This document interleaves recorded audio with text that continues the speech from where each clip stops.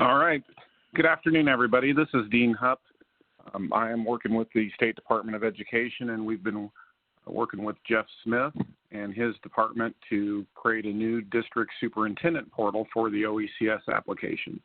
In the past, when we first created OECS, excuse me, they wanted all the districts logging into the accreditation HQT application. So as you probably know, what ended up happening was there's several certification functions that are actually in the accreditation HQT application. So for instance, you can access your renewal list, you can go in and request emergencies, and there's just going to be more and more functionality that we are adding for districts. In fact, there's going to be 2 new things coming out with this new portal, and there's a few more things that we're looking at for the future. So you can really look at this as the start of a platform to start communicating all things Oklahoma certification to you.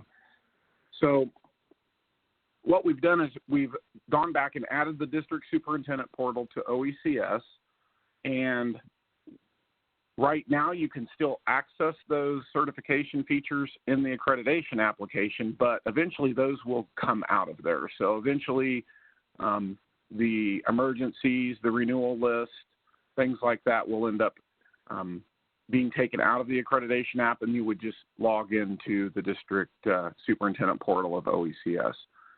So what we're going to do as far as the security goes is we're going to take everybody who's got a district superintendent role in the accreditation will end up being automatically granted the district superintendent role for the OECS district superintendent portal. So that's how we're going to handle the security. So it literally should just show up. We will be officially turning it on in production on November 5th at the conference. It'll be turned on that morning. And then if you're attending the conference, the superintendent conference, I think it's Engage OK, then you'll actually be able to log in during that conference, and you should have access to it already. So we're just cleaning up a few things. There's still a couple little visual things that we need to get cleaned up and some other small things, but it's looking real nice, and I think that you're going to really like the new functionality. So to get started, one more thing too. So we'll be presenting at the conference on November 5th. So if you're, definitely attend that, because we'll be going into more detail on things like certificate levels and some of the other things that you deal with. So definitely go to that conference, because we're going to get into way more detail there than we are today. This is really just to get you acclimated. It's, to get the communication out and kind of spread the word and just get it so you can get familiar with what the plans are and what to expect. Also, Jeff Smith is on the call today, who is the certification director, but he is very ill and not feeling well. And he is on the call and he's listening, but he's not feeling well, and so generally won't be talking unless he needs to step in to clarify something or, answer a question that I could not. So I did want you to know that he is on the call. Also, the chat box, if you have questions, go ahead and add them to the chat box. I plan on addressing all of those at the end of the presentation. So just be aware that you can type it in, it scrolls, I'll go back to the beginning, and we'll go through all of the questions and answer them all. So I just wanted you to be aware of how I planned on handling that. So to get started, this is the new district superintendent portal, and there's a lot of new functionality that's going to be in here. You're going to have the ability to actually search Oklahoma educators and see a limited subset of data. For the educators that are in SPR assigned to you, you're going to be able to go in and see their status. So you'll be able to see any recent tests they've passed. You'll be able to see a lot of, like if there's any degrees that have been added. So that's helpful.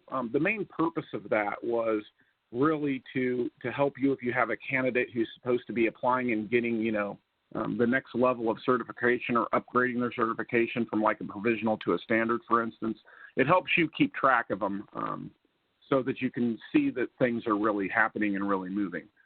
And of course, we've moved over the educator renewals. The Emergencies will be on here as well. I just got to get another thing so that we have 6 tiles, because when you have an odd number, it just looks funny. So we're going to add some more stuff there. But and then we also have some new functionality that we'll actually be spending the most time with today, which is managing your district job needs, which is something really super new, and I think you're going to be really excited about it. So to get started, let's just go take a look at the system. So, one last thing too. We are in a test environment, and we've gone through and basically changed all the emails, all the addresses, all the phone numbers, all the names, the date of birth, the gender. Everything's been changed to exactly the same value for all the data, so that, there's no specific information about a person. So it has all been totally set to default values, so that there's no specific personal identifiable information for any educators. Having said that, it does make the demo somewhat more complicated, because if you look at a list of 100 teachers, for instance, you're going to see it really is just the same name over and over and over. Again, that's because we've set them all to that value so that you could never see what the original values were. So just keep that in mind as you're going through the system, so that it makes a little more sense for you. So for starters, we can go in and you'll be able to search for Oklahoma educators. So again, you'll be able to come in. You can do searches. The SSNs aren't displayed to you, but you can search on it. So in effect, that's for a candidate. So if you know that a candidate's SSN because they've given it to you, or it's one of your teachers and you know it, you can just type it in. And you can also type in teacher numbers and then a lot of other information to do searches. So I think that'll be really helpful, especially in the employment process. And again, you would just fill it in and hit search. I don't want to search it because, I'm always nervous that we might pull out some real data. So I don't think there's any in there, but I don't want to risk it. So, but again, it's pretty simple. You fill out the screen and then hit search. So manage your educator renewals. This is something that should be really familiar. And again, you're seeing that Alicia test person everything has been set to that. So we've improved this screen a little bit. It has the district name, the site name, and then it actually shows all of the certificate info and what kind it is for the certificates they're renewing. And then, of course, it also has any courses that they're assigned to, which is kind of cool. And then it shows you if they have a pending application. So, for instance, in this case, this person has a pending application. Another thing to keep in mind, by the way, is this data is very, very old. So none of it is recent because it's test data. So, again, that's going to be helpful. And the renewal list is really kind of a simple little animal. You want it to be empty. So you're going to want to get with all these teachers and make sure they've submitted their applications. Again, we can come down here, and for a particular school, you'll notice you can't change the district because we've logged in as a particular district. So that's not changeable, but it does let you go and filter for a particular school. And you can see that in this particular school, there were 2 educators that will need to get renewed. So that's pretty simple and straightforward. So the next thing we want to look at is the click here to manage your educator status. So this is a new screen that I think you'll be excited about. What it does is it tries to show you educators who are in process, who are doing things actively. So we can see here that this educator, for instance, has recently passed 3 tests. So that would be displayed to you because if they're moving, and frequently if they're upgrading from one certificate type to another, oftentimes the requirement is to pass tests. And this lets you very easily just go see if these educators are moving forward and getting their tests passed that they need to pass. It also shows you recent degrees, and again, it shows you any course info as well. So this is to help you and help you see that the educators are doing what they're supposed to be doing, and of course you can filter it.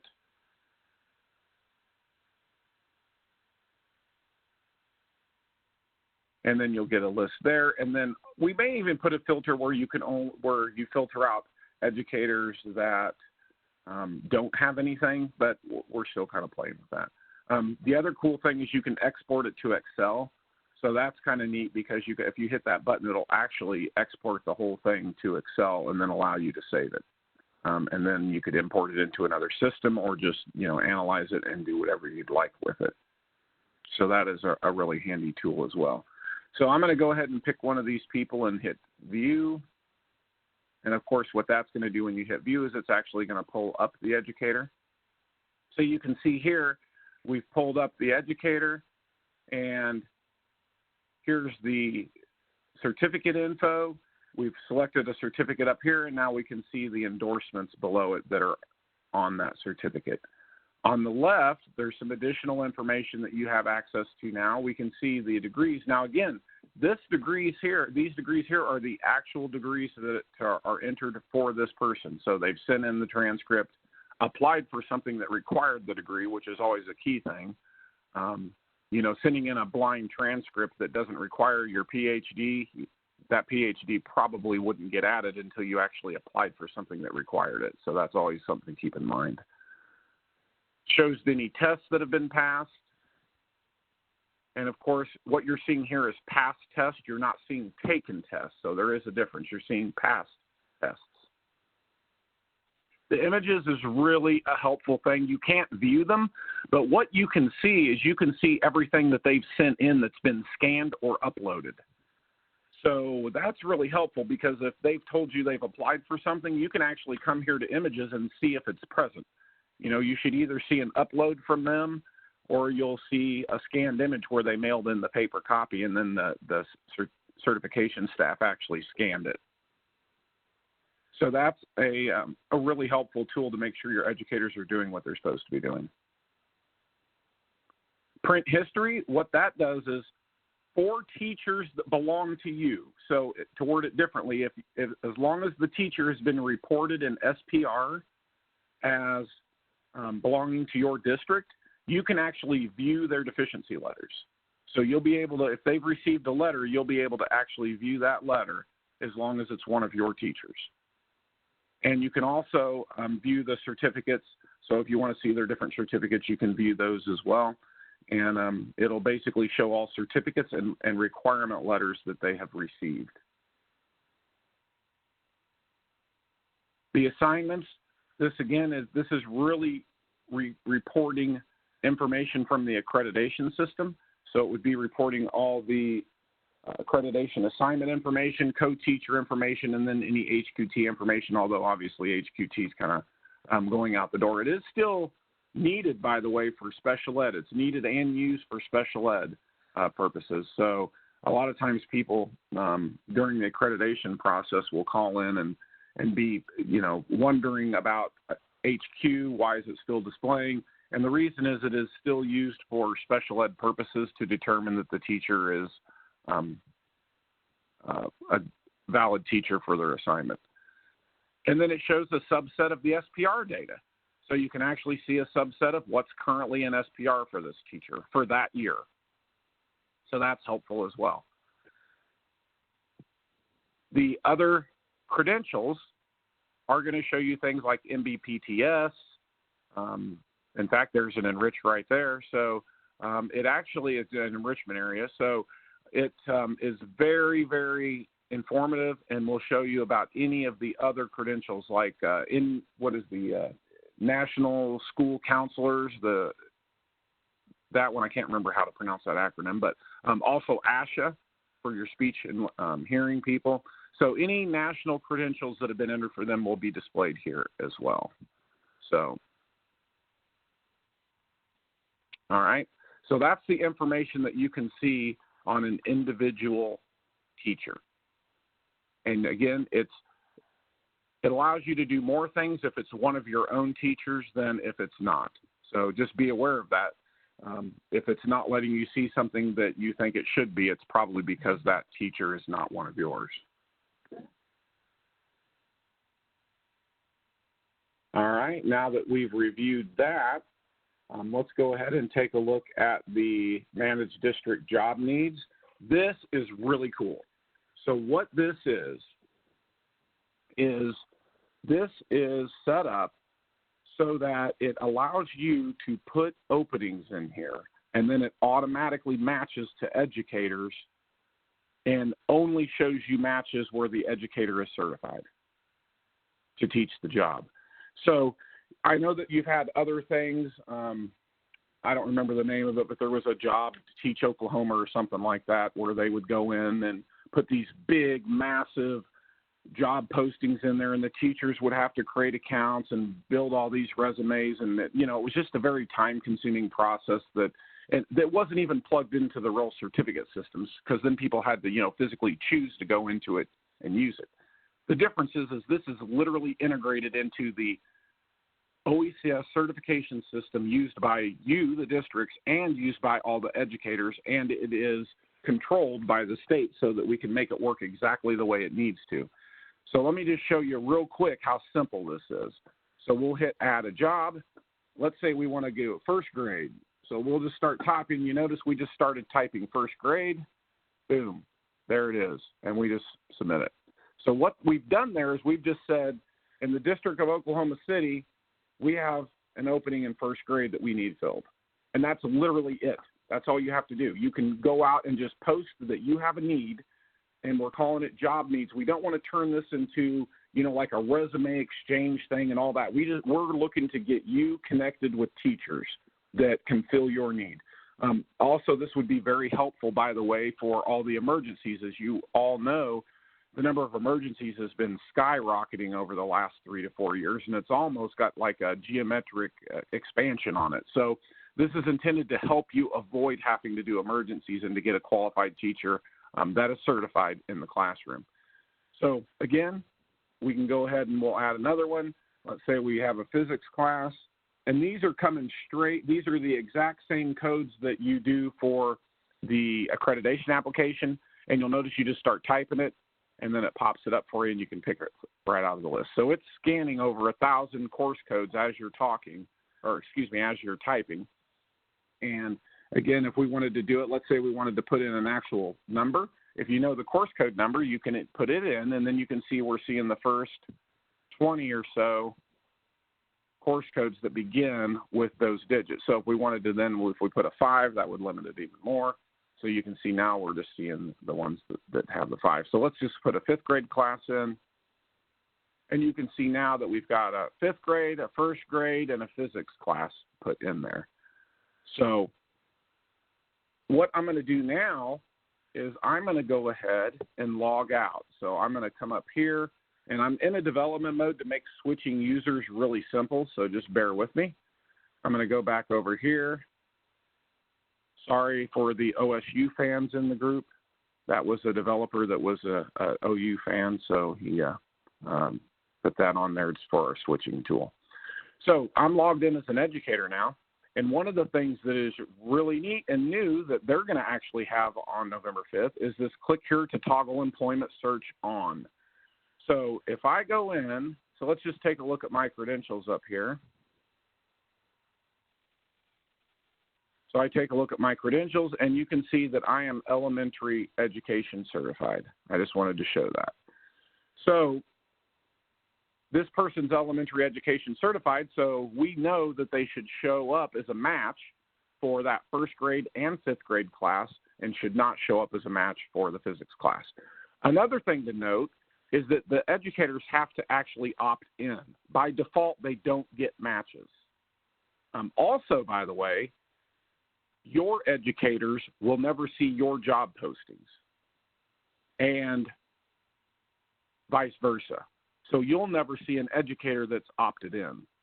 So that way, if you're planning on replacing a 2nd grade teacher, for instance, and you post that a 2nd grade teacher position is available, your 2nd grade teacher will not see that. Also, if you're planning on keeping the 2nd grade teacher, but the 2nd grade teacher is looking to move and they toggle their employment search on, you will not see them ever come up in any of your lists. So the two of you that basically the employer and employee relationship there, you don't see each other in this process. So I just wanted to make that clear because that would be, a big concern for both of you, I think. So click here to toggle employment search on. And now you can see that it's been toggled, and now we would click it again to toggle it off. And then over here we have a new tile that's click here to view your job matches. So again, just to show you how that works, I toggle it off, and now it's off. and I don't get that tile anymore, and then I can toggle it back on, and now it's visible. And now if I click it, this is where all the magic happens. So you can see here that it said, hey, in Oklahoma City, there's a first grade class and a fifth grade class that you are certified to teach. And again, the point of this is not to make some elaborate thing that takes a ton of time and, you know, tries to manage this whole process. The point of it is to get them to you and to get you to them. So it gives the district, it lists your phone number from our master list. Of course, I've cleansed all that data, so it's all just default data. But the main point is that now they would know that you have an opening, and they would be able to call you and start, you know, pursuing that job opportunity, all in a matter of seconds. You took 2 to 3 seconds to enter the posting in, and then a teacher that opts in immediately just sees it if they are certified to teach that class. So it also drives teachers to you who are literally already pre-qualified for your position. So then you only have to interview them, obviously, and do your, your process of ensuring that they're the kind of teacher you want. But it eliminates whether or not they're qualified right off the bat, because it only sends people to you who are certified to teach those job needs. So now I'm going to go show you something else that I didn't have in there before. So we're going to jump back over to the district superintendent.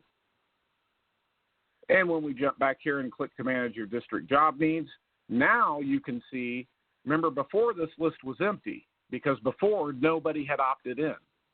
Now what we've done is that teacher has opted in, and because they've opted in, now they immediately show up on your educators matching job needs. So here's your list of educators that you can immediately start calling to fill those needs.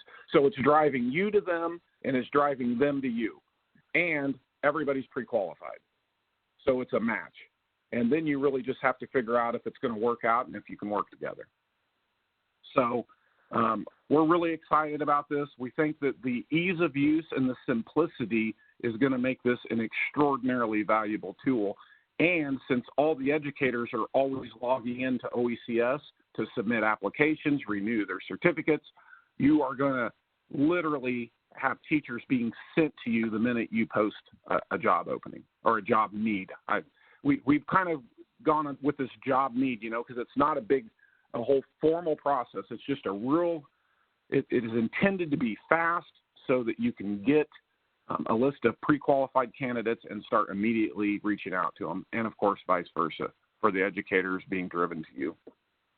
So this is a highlight. It's a high-level overview. We're going to be going into some more detail next week, next week on November 5th at the Superintendent Conference. But this is something that you should be looking forward to, and it will be turned on the morning of that conference. So when you log in to your OECS app, you should be able to see it. So now what I'm going to do is I'm going to go ahead and pull this over and see if we can get the chat going here. Let me look at the chat. All right, you're going to have to bear with me while I figure out how to get the chat back up.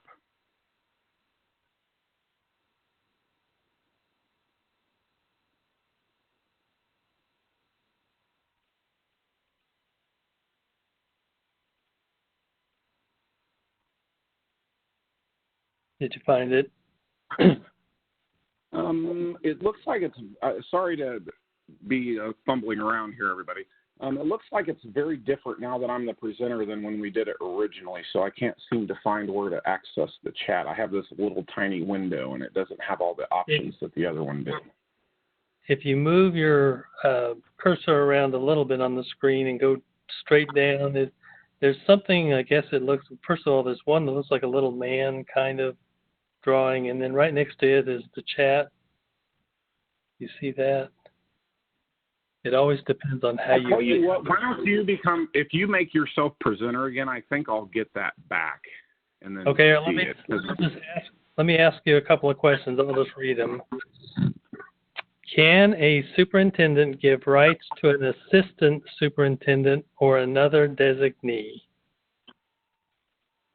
This would have been way right as you were starting. Okay, well, the security is set up just like all the other systems. Your district security administrator, of course, will be able to grant access. But to start with, we're going to go in and give every single superintendent access who is marked superintendent in accreditation. Let me rephrase that. Not marked superintendent, who actually has the superintendent role in the accreditation application. All right, here's another one. In district job matches, what phone number will be listed and what email will be listed? I was thinking that we would list the main one, but that's actually a good question. I think we should probably go ahead and put a point of contact name and a point of contact phone number and a point of contact email address as part of entering that data. That was a great suggestion, and I will get that in there before November 5th. And you will get a list of these questions after we're done, so that'll be a reminder. Is the superintendent the only person who can see this information? Well, the superintendent's the only one that would be able to see this portal, if that's what you're asking. We can look at expanding it and maybe creating a human resources portal and getting some other roles, but right now it's a district superintendent role. So we can definitely expand that to a human resources role as well without any problems. In fact, I'll take a look at doing that by next week as well, because that would be pretty simple. Let me see this next one. Yeah, go ahead. The next one's kind of a long question. This may be coming, but I am curious about the master teacher information. I don't think it has been funded yet, or maybe it has. I understand either way. I just want to make sure I am on top of things as far as making sure our teachers are in the game. So this would be about the master teachers. All right, that is a good question, and actually I forgot to show that because it's not one of the tiles on the main screen. And again, the reason it's not a tile on the main screen is I don't think there's going to be a lot of teachers, and we try to make those main screen tiles stuff that you're going to be using more frequently. But under the district menu, you have assigned certificate levels, and if you go in there and assign certificate levels, you can actually go in and pick a teacher and then assign them a certificate level for your district. So that's how it would work. You would basically go to the district, assign certificate levels, and you basically mark them right here. And then there's a start date and an end date. And the way I've coded it is if a teacher has an open end date on any of these, then what it's going to do is it's going to not let you assign anything from your district. So that other district would have to put an end date in before it would let a new district assign them. Also, by the way, it's really locked down, so it would only let you pick teachers that have been reported in SPR too, by the way. So there's quite a few edits in there, and there's probably going to be more edits over time. As you know, that the evaluations play into that, and the score on the evaluation plays into what level the teacher's allowed to have. That link is not in there right now, but it probably will be in there before the end of the year. We're still working with that department and those folks on the best way to integrate that. But what it would do is it would, one, make sure that the evaluation came from you. You know, it doesn't make sense that an evaluation from a previous district would then allow you to go in and mark somebody a master teacher, for instance. So the evaluation would have to come from you, and then, of course, the evaluation, the actual score would have to be consistent with the level that you were assigning the teacher. That is not in there right now, but like I said, it will be there shortly. Shortly as in by the end of the year, by the way, not next week. Yeah, be careful with shortly. Let's see. This is back to the the job board. The progress on the job board is incredible, so thank you.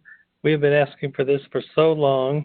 Does it show all teachers who have certifications in Oklahoma or just those who are currently working? It's actually neither of those. It shows all educators who have opted in. It doesn't matter if they're working or not working. And you only see people that have opted in. And I'll explain the logic behind that. I don't think you as a district want us driving your educators to other districts. So that's the thinking on that. We don't want to take educators and drive them away from their current jobs that they're perfectly happy with. So that's why they have to opt in. Once they've opted in, you'll see all the matches, and it doesn't matter if they're employed at a district or not employed.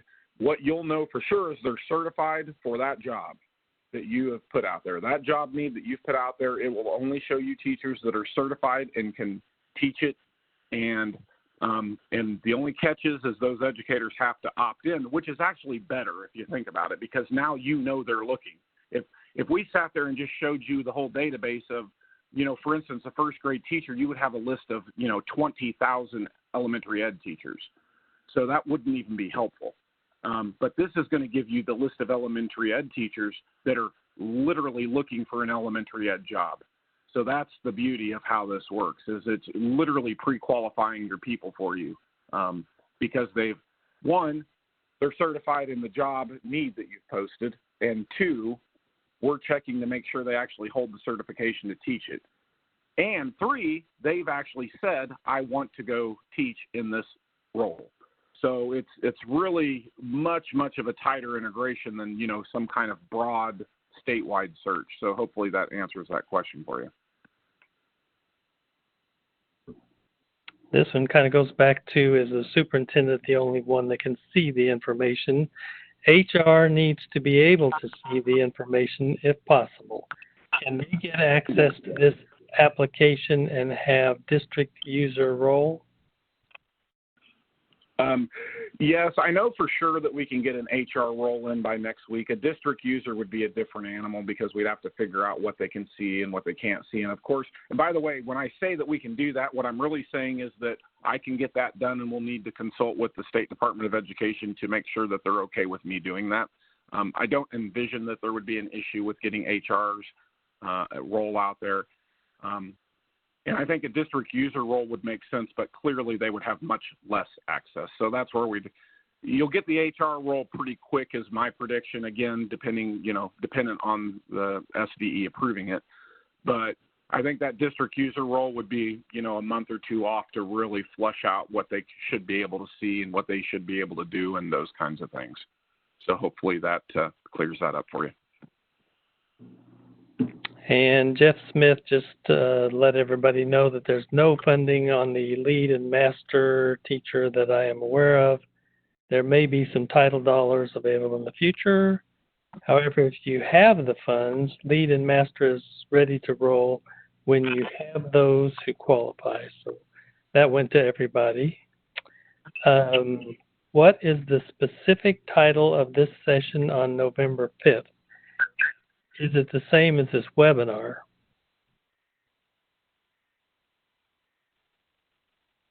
I don't know the answer to that question. I think it should be fairly obvious from the agenda that you get, but I don't know what they've titled that particular session, to be honest with you. And the November 5th session, though, is a live get-together of administrators at the Cox Convention Center. So you're right, you would be able to find it there. We are looking in the WOVA app, Engage OK, but haven't found it yet. Oh, I guess they're maybe looking for the title of the session, so good. I thought Jeff might chime in with this title of the session. For all of our guests, Jeff was really sick today. He is connected to us via WebEx, but he can barely talk. And he just couldn't be here, so he didn't think out on us. He is really sick. Dean, for right now, that's kind of the end of my questions. Let's give him just a few more seconds. Oh, there's just a great job, so.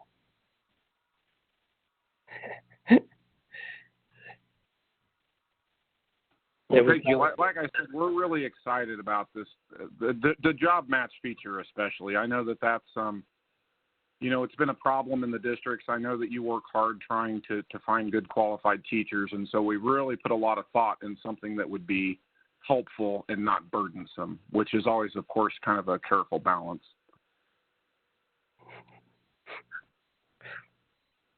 Randy Hughes said, "Great job, Dean. Will this help my beloved Pittsburgh Steelers find a quarterback?"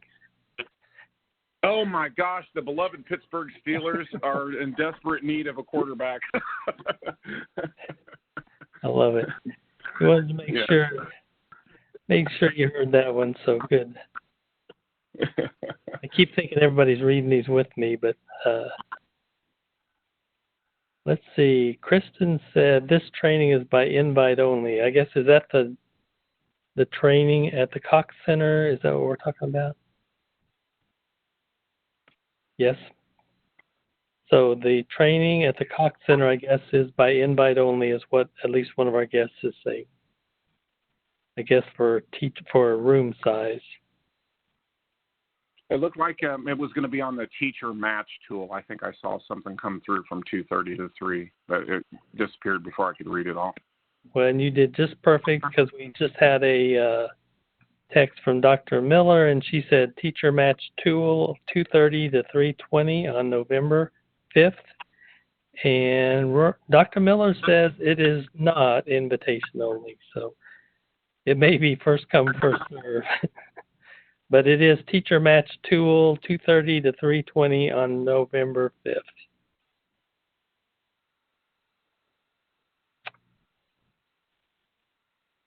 I feel like that has kind of ended the questions over what you covered, Dean. Do you want to tell them anything else? No, I think we've covered it all. Again, we'll be there. I'll be there in person on November 5th. We're going to go over some of these things in more detail. This was a high level to get you familiar with it, and really just let you know what's coming down the pike, and that the State Department of Education is really trying to help you solve your problems that you're having in the classroom. So we appreciate your efforts, and we'll keep working on some tools to hopefully help you with those.